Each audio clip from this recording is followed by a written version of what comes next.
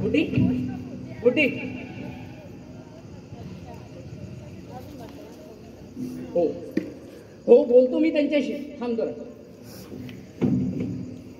काय हो बाबा, तुमच्या डोक्यात फरक पडला की काय?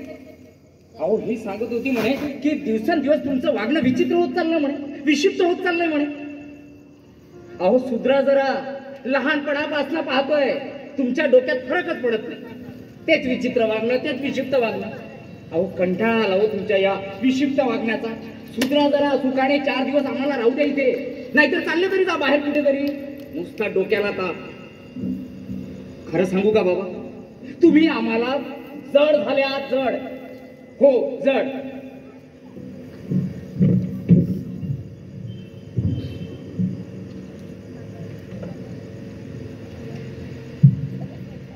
काय मी तुला जड झालोय? माझं वागणं तुला विक्षिप्त विचित्र वाटतंय? चांगलं आहे पोरा, चांगलं आहे. म्हातारा झालोय ना रे, गरज संपली असेल माझी, म्हणून जड झालो असेल. बरोबर ना? हा हा सुनबाई बरोबर ना? हा हा जड झालो असेल. अरे रक्ताचं पाणी की एवढा मोठा वाढवला ते यासाठी की आज माझ्या पुढे येऊन मला म्हणतोय की बाबा तुम्ही जड झाला आहात ना. वा पोरा वा. अरे स्वतः उपाशी राहिलो, तुला घास भरवला. रात्र तुझ्या आजारपणात रात्री काढल्यात रे.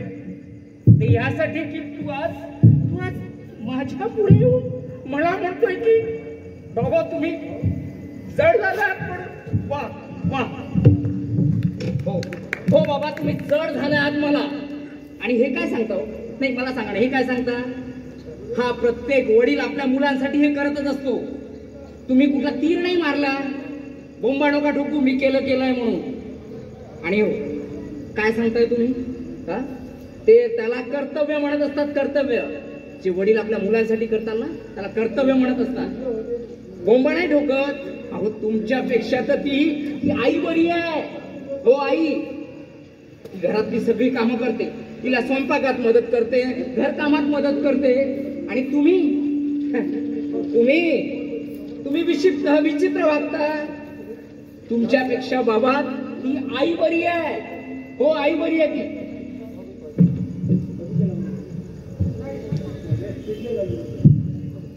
माझ्यापेक्षा ती आई बरी आहे.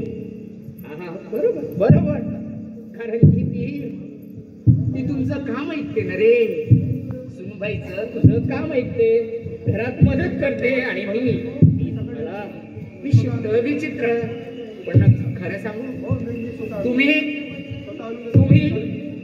तिची मोलकरीण करून ठेवलं रे. मोलकरीण.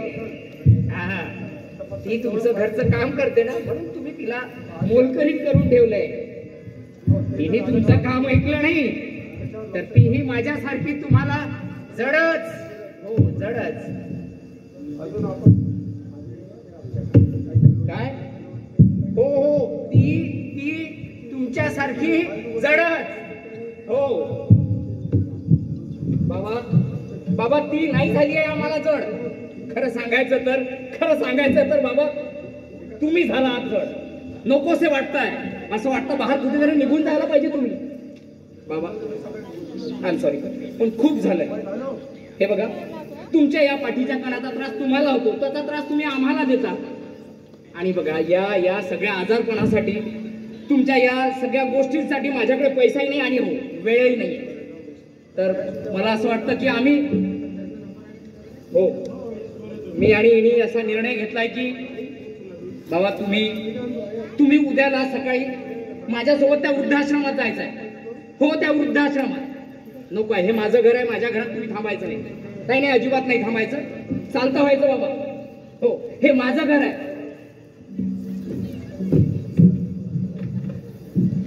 काय काय हे तुझं घर आहे?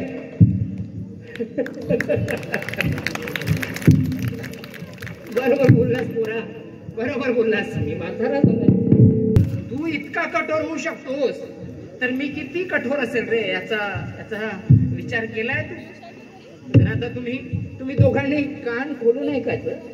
हे जे सगळं काही दिसतं ना, हे घर माझं आहे. हे माझ्या कष्टाने मी उभं केलंय, माझ्या बायकोसाठी, माझ्यासाठी, तुझ्यासाठी नाही. त्यामुळे या घरात मी राहणार, तू नाही. या घरात मी राहणार, तू नाही. उद्याच पहाटे तुझं सामान घ्यायचं, सुनबाई तू पण, आणि चालतं व्हायचं घराच्या बाहेर.